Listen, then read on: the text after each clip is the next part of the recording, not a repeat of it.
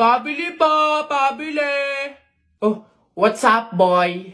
Oh, yari, English ba naman? Ano ba yan? Yeah, what do you want?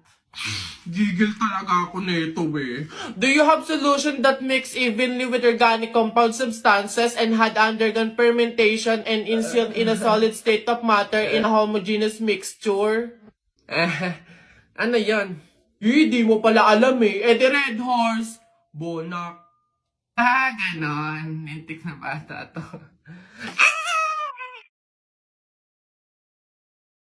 Teacher, may tanong po ako sa'yo kung talagang matalino ka sa math. Ay nako, Tutoy, bata ka pa mapapahiya ka na. Kaya nga math teacher mahusay sa math. Ano ba yung tanong mo?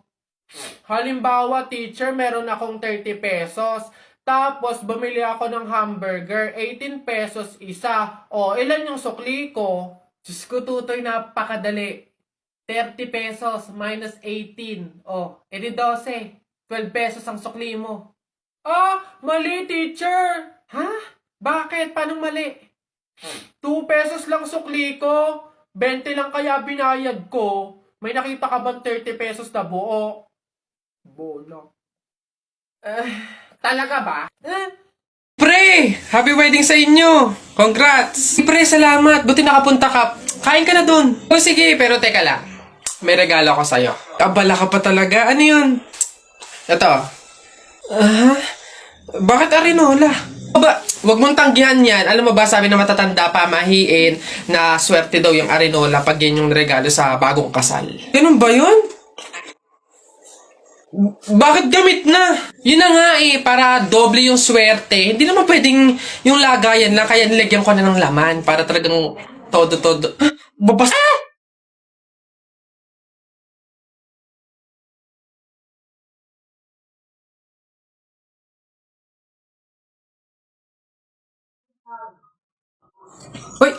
Hoy anak, ano yung ginagawa mo?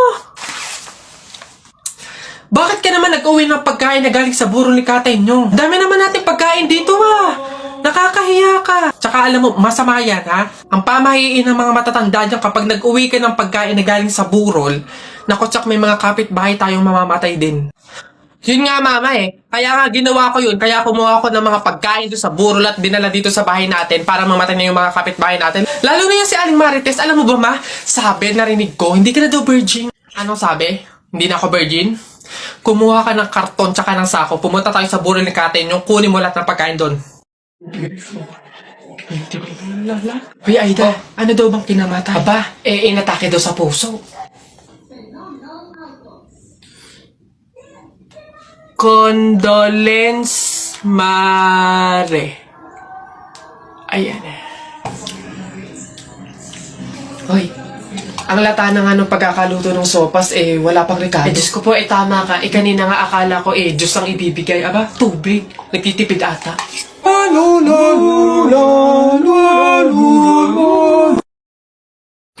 Hello po, kuya. Hello. Laro po tayo. Ay, hindi pwede. Alis ako Sige na. Ito yung sa'yo, airplane. Ito yung sa akin. Kunwari, babarilin ko yung airplane,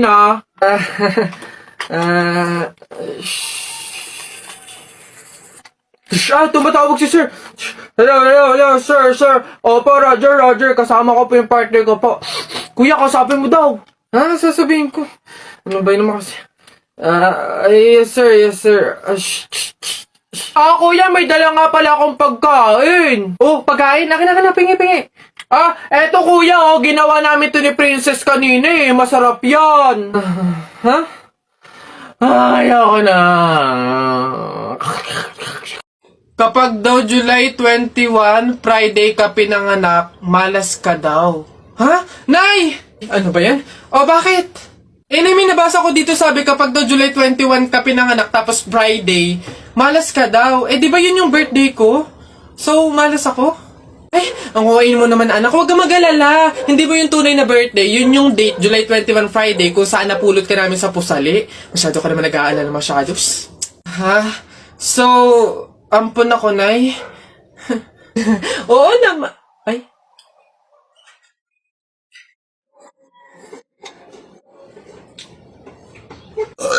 Uy, pre, wala na tayong kanin. Humingi ka na. Only rice naman to, eh. Dali na. Ba't ako? Ikaw na, pre. Nakakaya. Baka sabihin patay gutom pa ako, eh. Ikaw na, kaya mo na yan. Wala, nakakaya ba naman? Kanin. Gagi, pre, relaxan mo. Hindi ka narinig.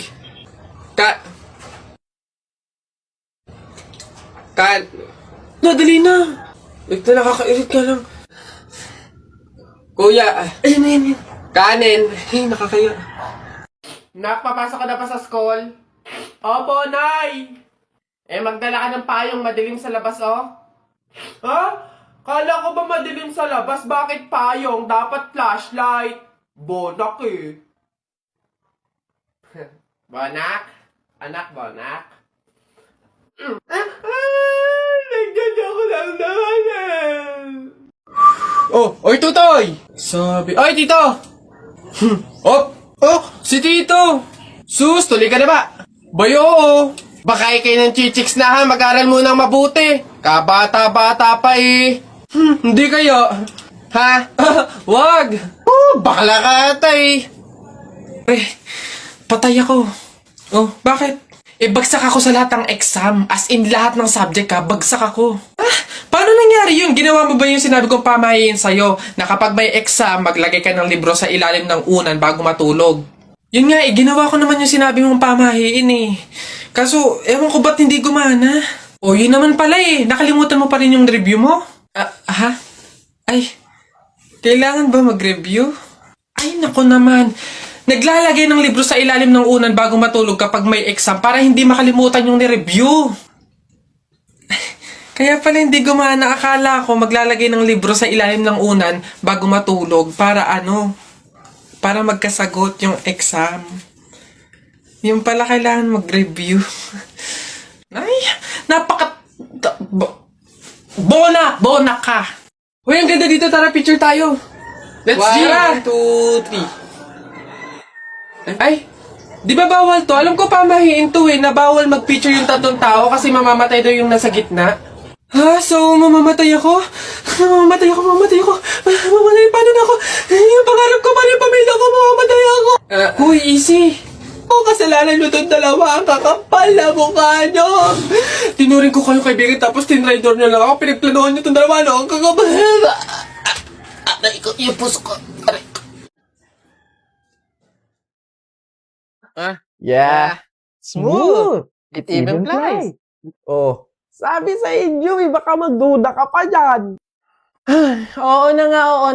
Ako na yun. Yung napapanood nyo na Nesty commercial, ako yun. Isa ako doon. So, yung commercial na yun ng Nesty, may nanay, tatay, sister, brother. Ako yung brother doon, okay? Ako yung lalaki doon na nakakap. Ito na isang videohan na lang, wag na kayo mag-comment. Hindi pa rin ako makapaniwala na meron akong first ever TV commercial, which is Nesty. Siyempre, napakalaking bagay sa isang tao, sa isang content creator na magkaroon ka ng commercial. So, eto kasi matagal na. Halos mag-1 year na yung commercial na yon. Sinut siya May 2024. Tapos, nilaunch siya April 2024, kung hindi ako nagkakamali. Pero ngayon ko lang naisip gawa ng video kasi ito na nga, gusto ko na nga i-clear sa inyo kasi kumoment kayo na ng kumoment. Nakita kita sa TV, hala, ikaw po ba yung nasa Nesty commercial? Hoping na masundan siya kasi may sabi-sabi na baka nga masundan ulit yung commercial na yun and kami ulit yung magkakasama, yung family na yun. Nakasama ko doon si Miss Lottie B, si Dory Neal, at si Daddy Roby, tsaka ako.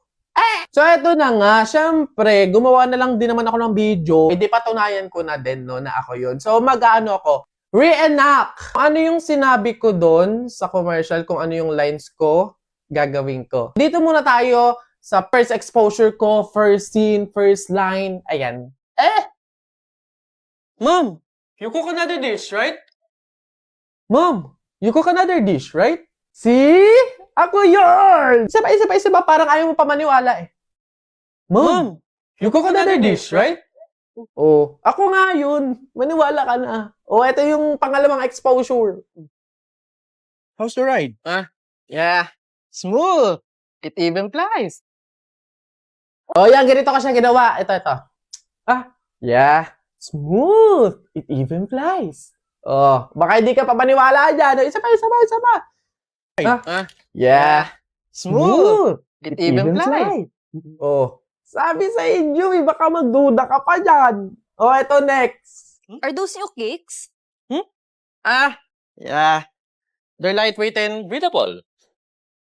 Nagyan na lang ako ng nagya dyan. Englishero pala to pasabog pala to O, ganito siya. Yeah.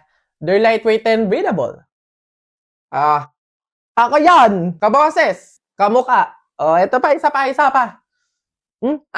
Yeah. They're They're lightweight and breathable. breathable.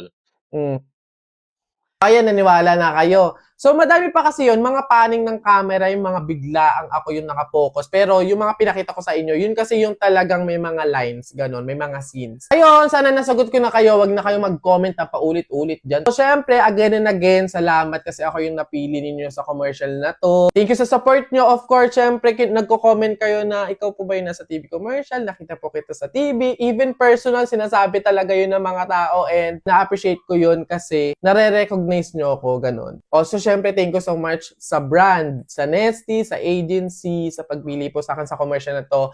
Again, sana maulit, sana masundan. Right? No? Pero alam ko, abangan nyo. Malay nyo. So, yun na, basta nilinaw ko na sa inyo ha, sinagot ko na sa pamamagitan ng isang video na to. Ayun lang, thank you for watching, send and receive good vibes. See you on my next video content.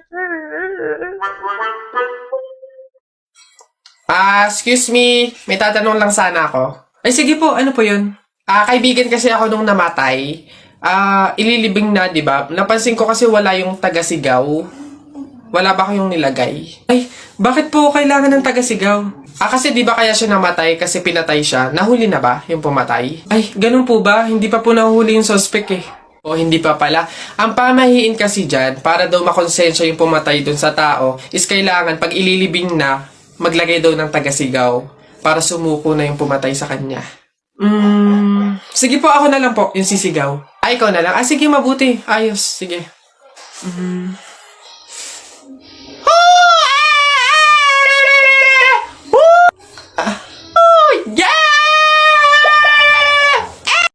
Isa, budawa, mutaruta-ruta, semplang, plakda, taimong sariwa.